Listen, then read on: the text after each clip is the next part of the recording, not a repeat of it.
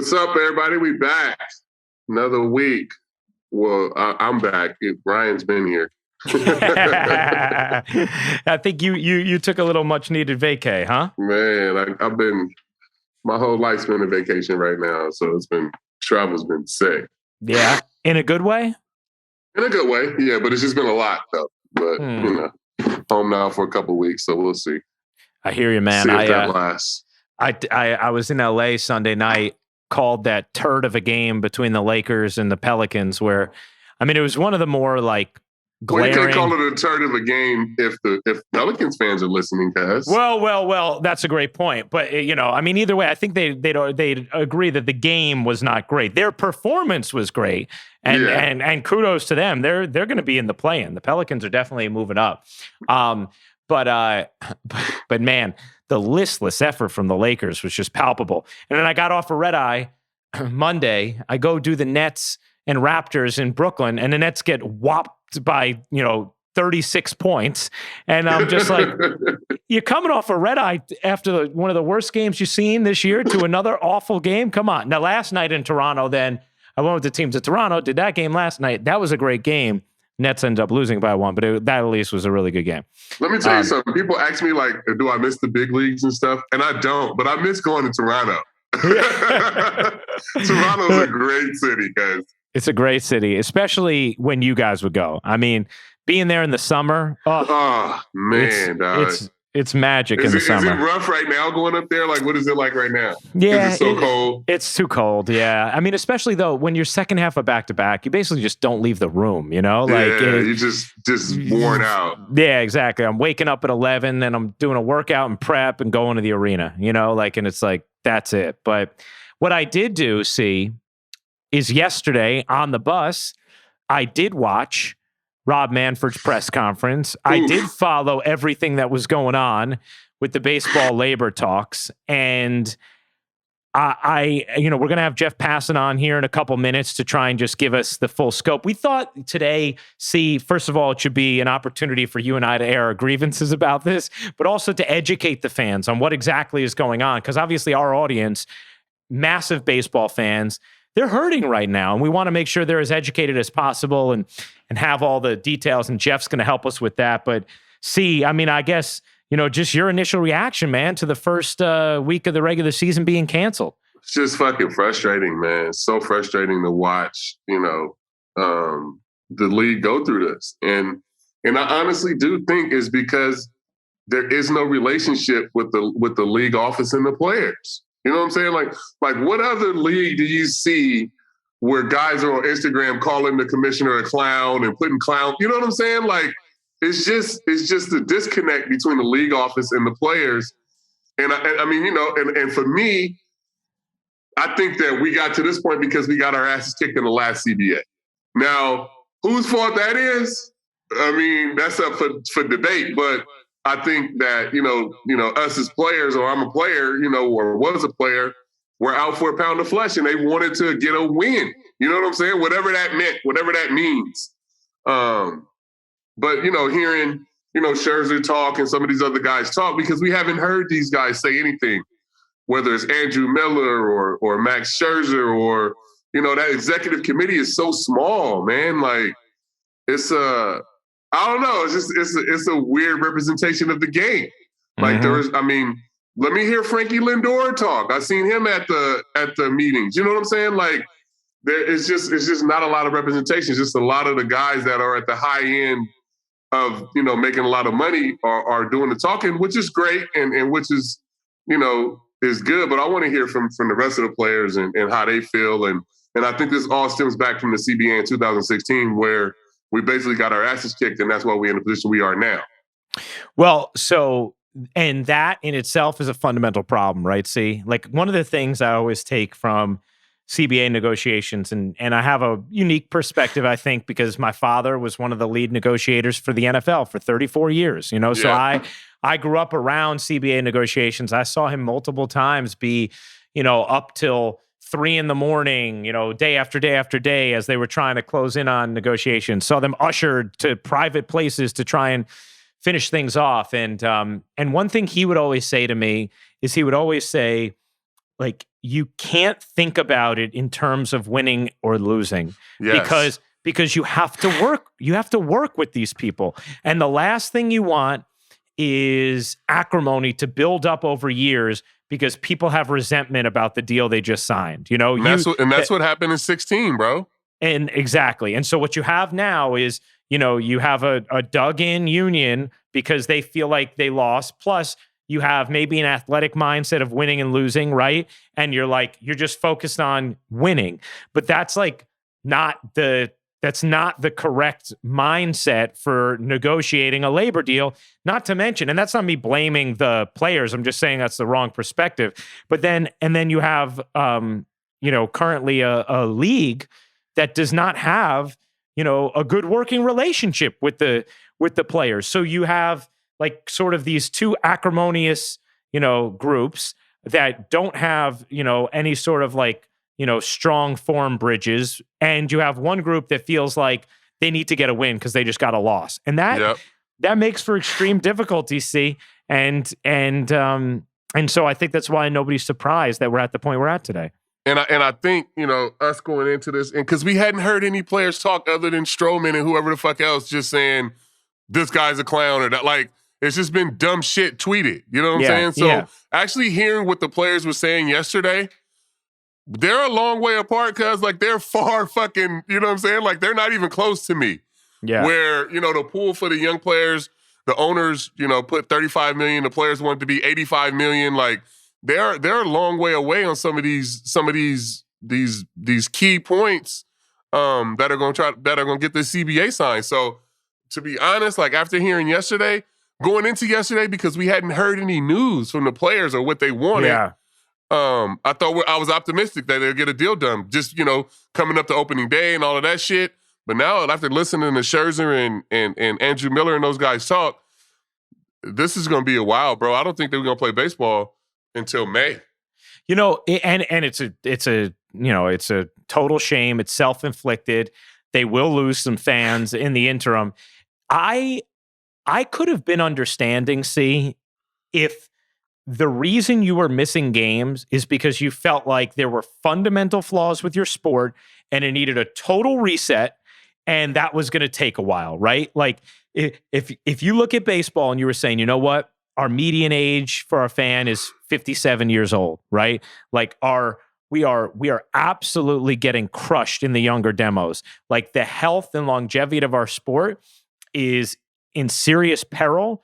We need to find a way to up the entertainment value of the sport overall so that the pie is growing for everybody. Because as of right now, if we just make tweaks to the current system, the sport's going to eventually die. And if that was the case, if that was the perspective, and that's why you were having some sort of, missed games, as much as it would be a hard pill to swallow, I would kind of understand, because those are massive undertakings, right? Mm-hmm. But to miss games over things that, they're big differences in dollar amounts, but we're not talking about making massive fundamental changes to the sport itself and its entertainment value. And to me, it's you're missing the boat of opportunity to actually change the sport for the better moving forward.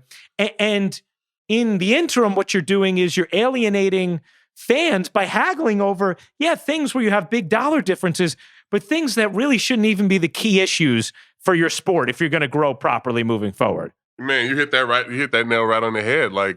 This is a time to make some changes fundamentally to the game. But the thing is that most players or most baseball purists, I'm throwing up the air quotes, don't want the game changed. Some of these guys still want a DH in the National League and all this different shit. No pitch clock. Bro, have you been watching the fucking games that we watching? Everybody complains about the lack of action in the sport and the lack of, how long the games are and all of this shit. And then when you propose different rules, then everybody's like, oh, we can't change baseball. Fuck that. Mm-hmm. The NBA changes all the time. The NFL changes all the fucking time. Let it fucking go. The sport needs to get better. It needs to grow. And we need to make some big time changes. And you're right. This was the time to do it. But now we fighting over stupid shit that we lost in the CBA in 2016. It's fucking dumb. Exactly. See, and that's what it comes down to. That's what it comes down to. I mean, bro, I retired at the right time, cuz. Yeah, you did. You did. I think I would be. I don't know. I think I would be going at players, cuz, to be honest. Yeah. Like, I mean, I don't know. See, I totally get it, man. I totally get it. And look, there are some fundamental issues just even within the ownership structure, right? When it comes to Major League Baseball, because you have sort of divergent priorities.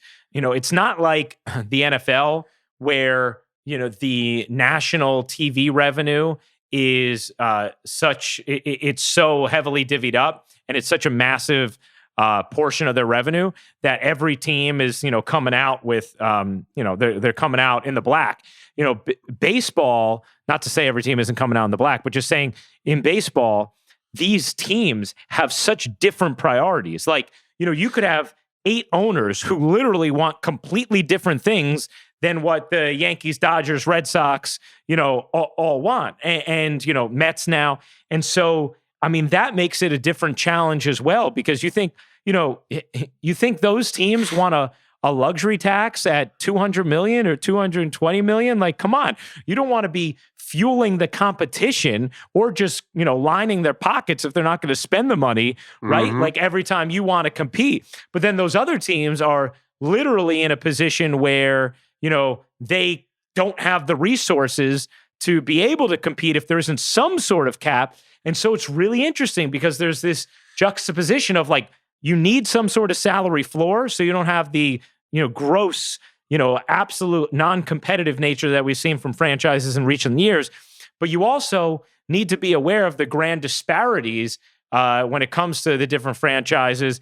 And that sort of, comes through the function of your luxury tax system. And I think, that's my other thing is like, in addition to just making the product more entertaining overall, which would then in theory grow the bigger pie, including the national TV money, and help everybody, like you also just needed to understand that like you have a fundamental competitive balance problem. And like, I feel like the undertaking wasn't big enough with all the time that baseball wasted in the offseason not negotiating. Now you're going to miss games over, haggling over a rookie pool number and like a minimum salary number. And stupid. It's stupid. I mean, it's stupid. But that's what it is. No, Joe Sherman had a great point about the luxury taxes. Raise it to 260, 270, whatever it is. But if you go over that, then it's dollar for dollar. Then your luxury taxes, what you spend, you have to then kick back to the league. I mean, I think that'd be better if you raise it, you know what I'm saying? And then you see some of these teams would be going for it. Like in the years where, at the All-Star break, you can go ahead and up your team and try to go for it that year if you feel like you got a chance to win, and you're just paying the luxury tax. It is what it is, but it'll get more teams competitive. Yeah. Hearing that the Padres had a higher team salary than the Yankees is insane. Right, exactly. That should never happen. And it's a result of, wanting to avoid, understandably so, the luxury tax over and over and over again. Yeah. Especially when you think about repeat offenders and whatnot. See, one other thing I was just thinking, like, if you look back, 1960 World Series, Game 7, the Bill Mazeroski walk-off home run, it's one of the most iconic. It's a 10-9 game, okay? It's one of the most iconic games in baseball history. 10-9. It took 2 hours and 36 minutes for a 10-9 World Series game. That game today would be 4.5 hours. 5 fucking hours, because World Series games come on at 8 o'clock and they're over at 1 in the morning, guys. Yeah. Like, it's ridiculous how long the fucking games take. It's unbelievable. And so I say that to say, like, that is a problem. In today's climate, where you have so many options of entertainment and you have shrinking attention spans, you do not have the ability to capture an audience for that length of time anymore. And so if you want the sport to grow overall, it has to increase in entertainment value that is going to line the pockets of everybody involved. And that should have been the priority for both sides. Yeah. But it does not appear it is. We're going to get more perspective right now, from Jeff Passan, outstanding MLB insider for ESPN, going to join us right now on R2C2. Jeff, C and I have been giving our thoughts about, what's gone on with the labor agreement thus far. And just, one of the general things that C and I were both kind of talking about is, baseball clearly is at a point in time where they need to revamp the entertainment value of the sport. Even if you love it and C loves it and I love it, clearly the numbers say the youth does not love it, right? And you are that overall pie in this entertainment climate, it's going to diminish if you don't have fundamental changes to the game to increase the entertainment value. And, my kind of perspective was like, I can understand, as tough as it would be to deal with, like if you were undergoing drastic fundamental changes to the game and, trying to address competitive balance at the same time while trying to just make the sport more entertaining, if it was going to take longer and you were going to have some games missed. But when I hear that you're missing games over, dollar differences on, rookie pools and minimum salaries, and I know it's a big disparity, but even stuff like the competitive balance tax, I'm just like, to me, it just shows me that the boat has been missed. If that is what's causing you to miss games, when clearly there's something else lurking that's going to eat up your sport. Am I off on this perspective? What do you think? I'm going to come at it from a different angle, Ryan. Dollar values are, in the end, what this is going to be about, but it's also what those dollars represent. The dollars represent the divide between ownership and the players. The dollar values represent the power vacuum between the owners and the players. And I think the players almost feel like they're the ones who own the game, and it's been taken from them. And their pride has been taken from them, and their value has been taken from them. And everything that they have worked their whole career for, they feel like there's a class above them that doesn't respect them enough, that doesn't treat them the right way, that sees what they grind for every day as a piece of metal, that is bringing in more money, but giving them less. It's more about, it's an emotional thing. And when you're in a business deal and you bring emotion into it, it's where you can go sideways, but it's also where you can go up and where you can finally feel emboldened and feel like this is who I am. This is who I'm meant to be. This is what I'm supposed to do. I'm supposed to fight for the player, because the players in the end are the game. And if the players are not satisfied where the game is at, then the game is not in the right place. Now, I'm not saying that players always have the right idea of where the game needs to go, but they're the ones who are out there every single day giving us that beautiful thing that is baseball. And if they feel disrespected, not just one time, not just two times, but over the course of the last decade, the changes that have happened in baseball have been anti-player. And there's going to reach a point where they say either we fight for what we believe is ours so that the next generation doesn't have to go through this, or we're going to lose the game altogether.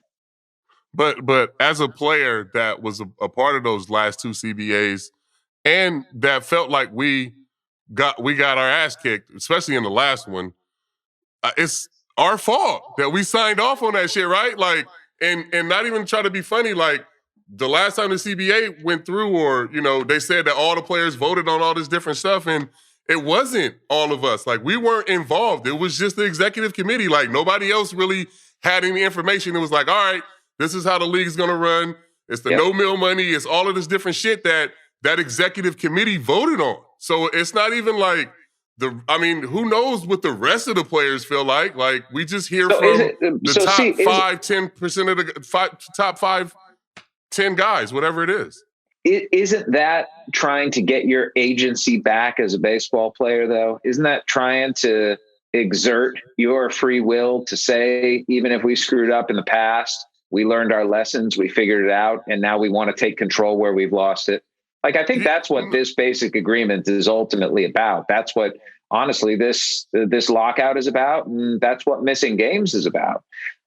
It's management's decision to continue pushing the players and pushing them as far as they can, and it's the players finally saying we don't want to be pushed anymore. And it's an incredible story to me, because it's I don't know, I see it as a fight for the soul of the game. Maybe I'm over dramatizing it, I don't know. And I appreciate your honesty about this, because players don't like admitting how bad that it was, but they also say if it continues to be like that, the game's going to get away from us to the point where we're not going to have ownership of it anymore.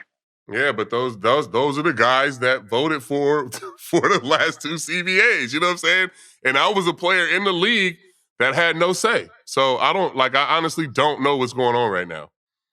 I think that, one of the things, Jeff, that I think is unfortunate is, it is being framed, and this is something C talked about just off the top of our pod, but in winning and losing terms. And to me, that is, that's just the wrong way to approach a CBA. You have to work. You have to work together, and the relationship right now is so acrimonious. And the players are coming for their pound of flesh after getting wiped, and that's part of the reason, by the way, why you don't want that even from an owner's perspective, because then when the next negotiation's up, it makes it that much more difficult, because this other group feels like they've been wiped for 5-6 years, whatever the agreement is. But I guess I bring up that perspective to say to you, is there a bridge? Is there any sort of, I even think about when the NFL, not their last CBA, but the one before, Jeff Saturday and Robert Kraft got together and were like, look, right, this is how we're going to. Is there a bridge anywhere relationship-wise between anyone in the executive committee and anyone in the league's head negotiating group? Nope. I wish there were. I don't think that we would be missing opening day now if there were. I don't think that there would be. There would probably be a lockout. But point is, the back channel that's gone on in past basic agreement negotiations simply isn't there anymore. You want to talk about a bridge? Somebody pulled out a couple of bricks and the thing collapsed, and that's where we are at this point. And I urge you or anyone who's listening to go on to Amazon and get a book called Lords of the Realm. It's by a guy named John Hellier, and essentially covers the entire labor relations history of Major League Baseball. And it sounds incredibly boring. I'm telling you, it reads like a novel with all of these amazing, rich, hilarious, interesting characters with these power plays. And the story that it tells, Ryan, is one where Marvin Miller, an economist for the Steelworkers Union, comes in, takes over the union, Major League Baseball Players Association, that's just in its nascent stages, and turns it into the most powerful union and the most effective union in the United States. And he didn't do that by regarding ownership as partners. He did it by looking at ownership as what they are, which is your bosses. And look, all of us have had bosses with whom we get along, and relationships can be great there, but it compromises what the Players Association always has stood for. It hasn't stood for money. It stood for freedom. It stood for the ability to go out and choose where you are going to ply your trade, where you're going to take the gift that you were given and that you worked so hard for. And the ability to make that choice is worth a lot. I think that baseball players right now, it's been lost upon them in some regards, because the money has gotten so big, and there are questions about whether the Marvin Miller free market economic system even works in baseball anymore. You don't have it in basketball. You don't have it in football. You don't have it in hockey. Baseball is the last bastion of the uncapped professional major men's American sport. And I think the MLBPA is holding on, not for dear life, but holding on with a kung fu grip at this point, because they feel like that freedom is only left as long as they have no salary cap. And it's why the CBT has been so frustrating to them, because of the way that it has evolved into a cap. Mm-hmm. Yeah, so, the CBT is definitely involved into a cap. But Brian is right with the relationship. This league is the only league, I feel like, where it's that disconnect between the league office and the players. You see, the NBA is ran by the players because they have communication with Adam Silver. I mean, football is a different story. It is what it is in the NFL. But I would love to see our league ran how the NBA is ran, because guys in the MLB have great, ideas and opinions of how the game should be. And we do know where the game should go and in the direction it should go in. So I would love to see the relations get better between the league office and the players. And like you said, there was no way we'd be missing opening day if we had better communication. Yeah, the frustrating part is that the money has gotten in the way of talking about the game, right?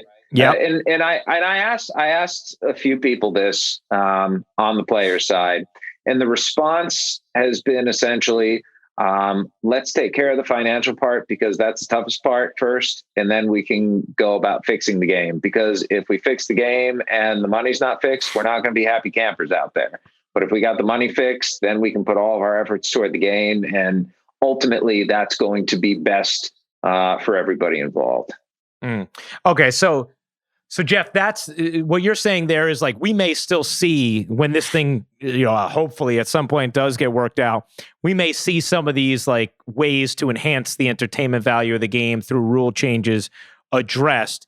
That's just not issue number one on the table for these current negotiations. Yeah, I mean, the league did bring it up toward the I think it was the 6th or 7th day of bargaining down in Florida, talking about banning the shift, or at least having 2 infielders on each side of the second base bag, talking about a pitch clock, which I am 100% in favor of. And I know that prominent members of the MLBPA are decidedly against. I mean, I look at the pitch clock and see you're a pitcher, so I assume you despise it.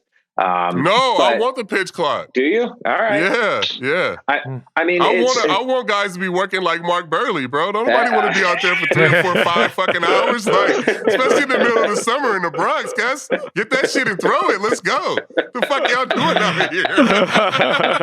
Hell no. We need a pitch clock ASAP, bro. We need a pitch clock ASAP.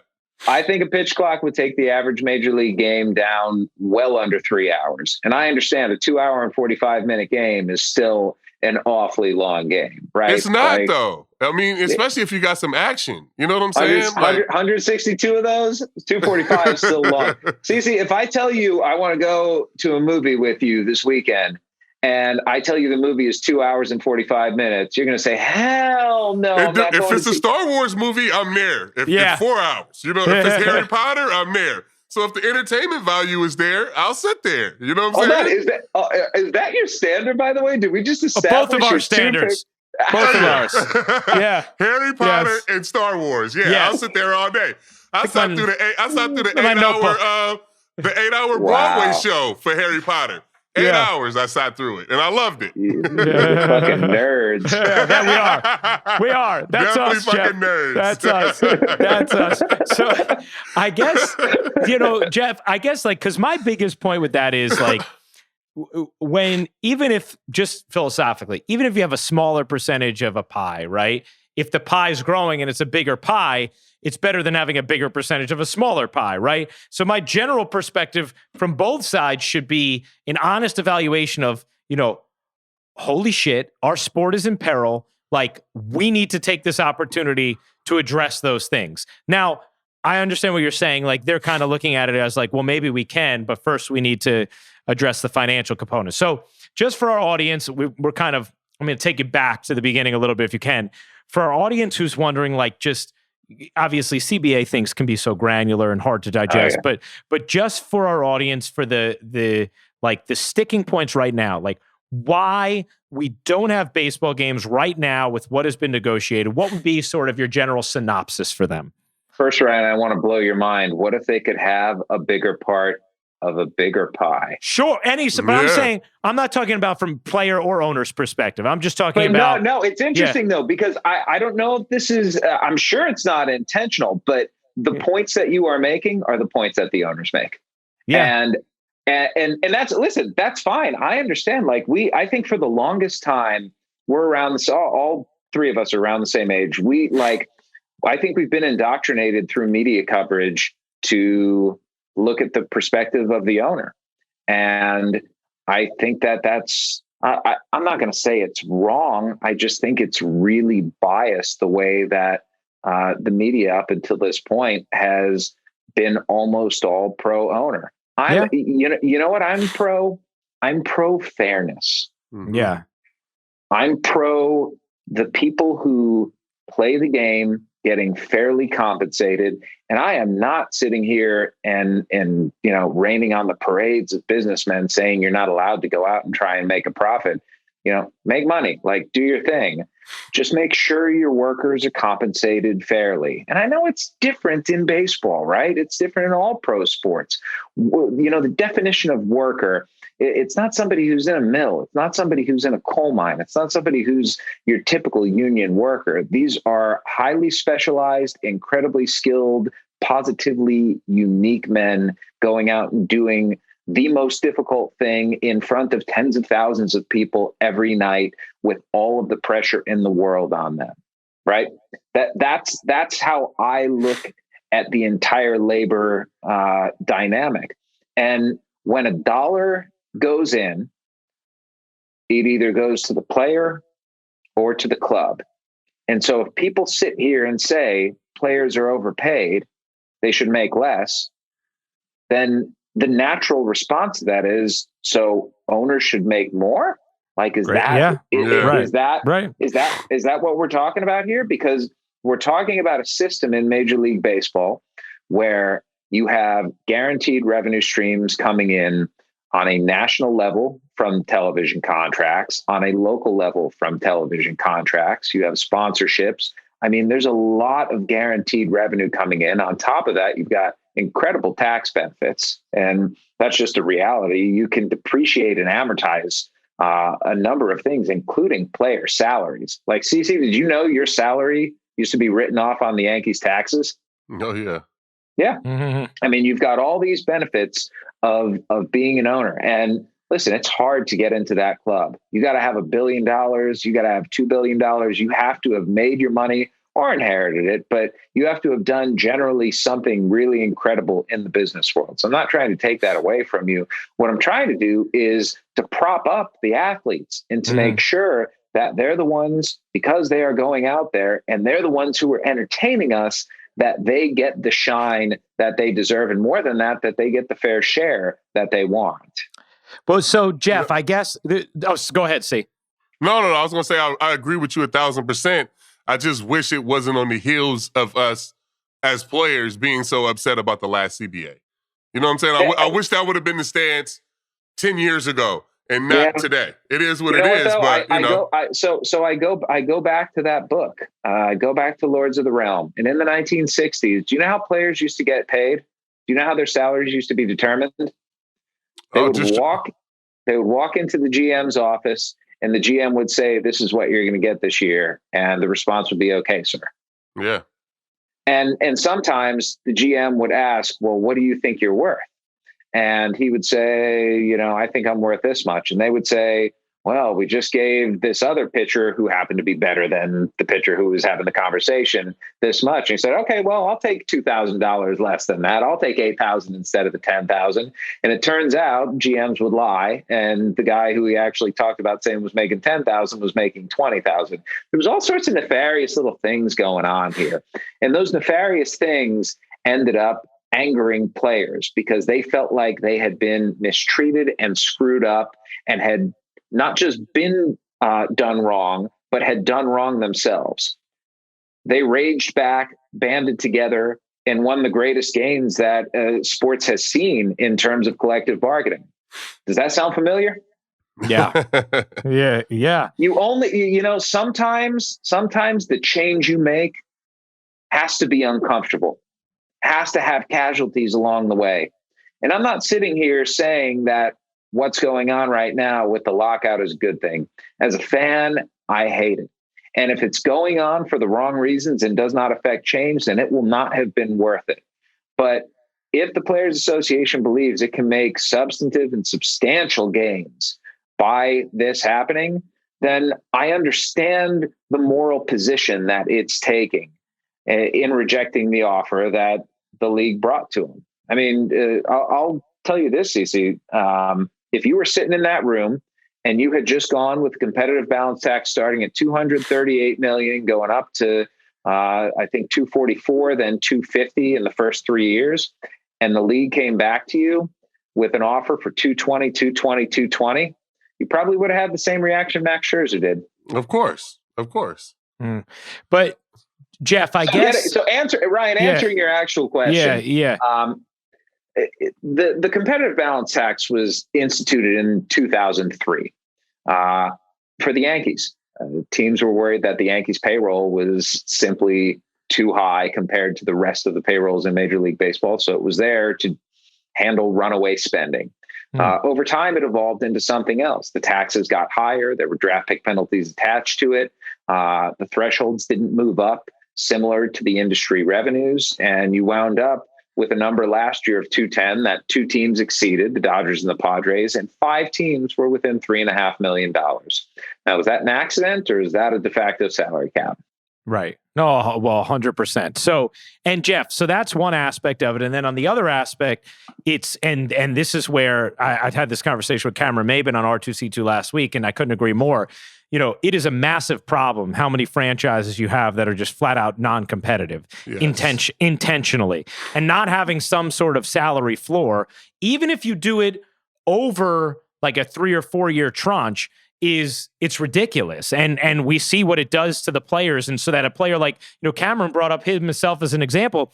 He comes off 2019 with the Yankees where he plays unbelievable over an 80-game stretch where, you know, all the analytics guys are saying he should make X and all he gets is 29 minor league offers, you know, and it's because those teams that might have been able to say, hey, I'm going to give you 2 years, 10 million because I want to, you know, I want to win games, like, and you're better than my young guy, like, are like, no, I don't, you're probably better than my young guy right now, but I'd rather save the $5 million. And, you know, and so from the player's perspective, like that's and from a fan perspective, that's a massive problem that needs to be fixed. And so I don't think that's going to be fixed. I mean, I hate to say it. I don't think it's going to be fixed because I think that has less to do with the spending and more to do with analytics. How old was Cam when that happened? Yeah, like 33 or something like that. He was probably 30. Yeah, he's probably 32, 33. All you had to do was say the word 30. Yeah. 30. Yeah. That's the magic number now. And that's another reason why you got to get players paid younger. You know, and I understand that pool because, you know, as a young player, you know, when I in early 2000s, it would have been nice to be compensated for you know, some of the numbers that I was putting up, or some of these young guys that I don't want to. You now. lived in Cleveland. Your rent costs $11 a month. It don't matter how much my rent costs. I need to be paid for what the fuck I'm doing out on the field. You know, it's so interesting, Jeff, because this, like, I mean, there are real, you know, obviously fundamental problems there, and I guess, like, from your perspective now, because people want to know, obviously, well, like, when could we realistically see baseball games? I mean, I know it's impossible for you to predict that, but as you, like, what's the next step and what we'll see with the negotiations between these two sides? And what do you think, you know, what do you think is possible, like, as far as when we might actually get an agreement? Ryan, you know what the truth is? These sides really aren't that far apart. Well, that's good. It is good. And it's good. I think the most important thing here is that everybody needs to start listening to the other side. I think Major League Baseball finally is starting to recognize that when the players say we're unified, they're actually unified. They turned down a deal that could have gotten them back on the field, that could have gotten paychecks in their pockets within a month, that could have gotten the season started and guaranteed them 162 games paid. They turned it down. And I think that said something. I think they also want the league to look at them not as, they feel like the league looks at them like they're rubes and like they're not smart and like you know, you're just the workers. And whether that's fair or not, the feelings of the players are entrenched at this point. At the same time, I think the players need to do a better job of listening when Rob Manfred is talking about particular things that bother him. He was talking about salary disparity, payroll disparity, like payroll disparity. If you run a regression on it, like my nerdy ass did, actually does not have any correlation with wins, right? Like how much you spend per year, not even like a mild or medium, no, like next to zero correlation with wins, meaning Wow. Payroll, it doesn't guarantee anything. It's why the Tampa Bay Rays were the best team in the American League last year. And, their payroll, I think, was the lowest in the entire league. If not the lowest, then it was certainly among the bottom 2 or 3. But if payroll disparity is an issue for Major League Baseball, then come up with a way to figure out how to supplement the lower payroll teams, those low revenue teams. Figure out whether it's a commissioner's discretionary fund, or whether it's giving them extra draft picks for making the playoffs or finishing 500. Incentivize competition while rewarding them as well. Rob Manfred was talking about revenue, and when he said in 2018 and 2019 revenue, he said the last 5 years revenues haven't been great, and COVID was bad, but revenues were up in 18 to 19. But if he's bringing up revenue, it's clear that he's doing so because he's hearing that from the owners. If the Players Association goes and says, okay, I recognize that revenue is a big deal to you, so here's what we're going to do. We're going to have the first year CBT threshold at only 220. We're going to keep it down for you to give you something. And you know what? If you want a couple of years to get back from COVID revenues, let's do the next one at 225 or 227. But after that, it needs to be 237, 247, and 257. Because if this game is going to grow the way that you expect it to, and you want us invested in it, we now have reason to help the game grow. If the ceiling is going to be as high as 257, we want to give clubs a reason to go out and spend that money to be competitive. It's solutions like that, guys, that I think are workable at the table, and is just going to take these sides recognizing that for that acrimony you were talking about earlier, Ryan, there is a benefit to getting along, or if not getting along, at least getting a deal. I mean, we can see that the team's tanking is a huge problem. Jeet just left the Marlins because they didn't want to spend no money to try to get better. So, he's, coming from a player's perspective and trying to win and understanding what it takes to win. So, yeah, I mean, that's a huge problem in the game when you have an owner of his stature or a CEO of his stature stepping down because the organization doesn't want to spend the money to win. Andrew Miller said it yesterday. He said, competition is the most important part of this basic agreement for us. And I mean, if we're being honest, like, money's the most important part of the basic agreement for the players. But the two things are not mutually exclusive. You can do things to get your money, and you can do things to increase competition at the same time. And there will be more money if there's more competition. Like, if everybody's trying to win, there's more money available for the players. Listen, I give credit to the league for accepting the draft lottery. I don't know if the lottery is going to be enough disincentive for teams not to out and out tank, but it is 6 picks. So, if you don't get that, if you have the worst record in the league, you may be, the math says probably not, but you may be picking as low as 7th. Jeff, what I love what you did there, though, you gave us some hope, right? About first of all, you gave us a path to a deal, which is great. And maybe we're going to put you in the room.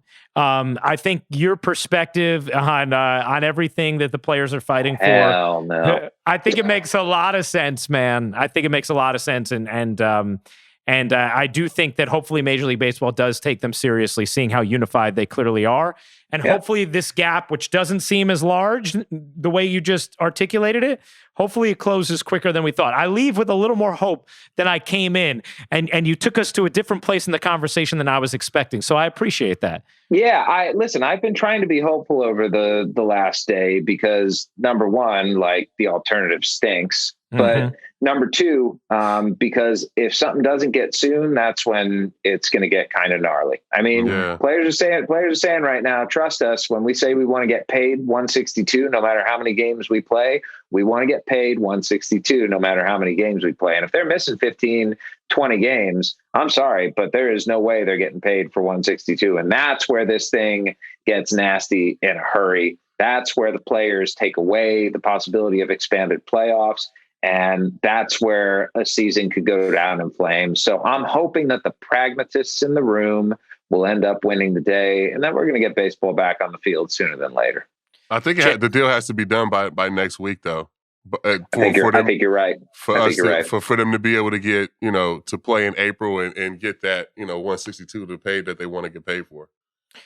Well, we're going to be hoping for that. Now I'm going to feel like that's possible thanks to you, Jeff. In addition to being great at what you do, you're so intelligent, and the way you articulate these difficult issues, I think for our audience is a blessing. So thank you for spending the time that you did with us, man. You're an invaluable addition to this kind of conversation, and hopefully next time we have you on, we're talking about. See, Jeff was right. He knew it was about to get done, and we only missed 2 series of the regular season. Hey, I'm just glad I keep fooling you guys. Thanks for having me back. Thank you, Jeff. We appreciate it, man. Appreciate it, Jeff. Well, massive thanks to Jeff Passan. That was such outstanding perspective, and I think hopefully he gave us or he gave all of you some detail that helps you feel just more. Lucid with what's going on when it comes to baseball's labor agreement. And, I think for as dreary as some of the early parts of the conversation were, he gave us a lot of hope there.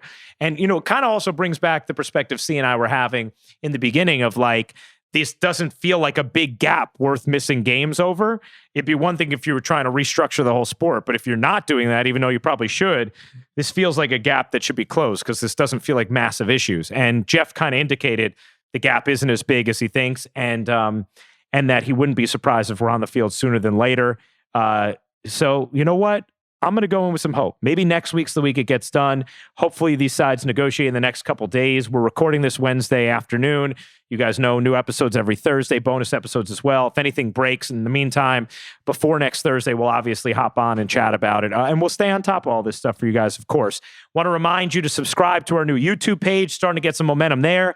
It's just YouTube, R2C2, free to subscribe. You can watch back our old episodes with Aaron Judge, Joe Buck lately, Cameron Maben last week. Follow us on Spotify. New episodes every Thursday. And we will see what happens here. But I feel a little more hopeful after this. Thanks to Mike Warrigon, who stepped in for us today. Our producers, Bobby Wagner, Sadie Zillow, always doing an outstanding job. We appreciate the amazing staff we have here at The Ringer. We'll see you next week, everybody. Keep your fingers crossed. Peace, everybody.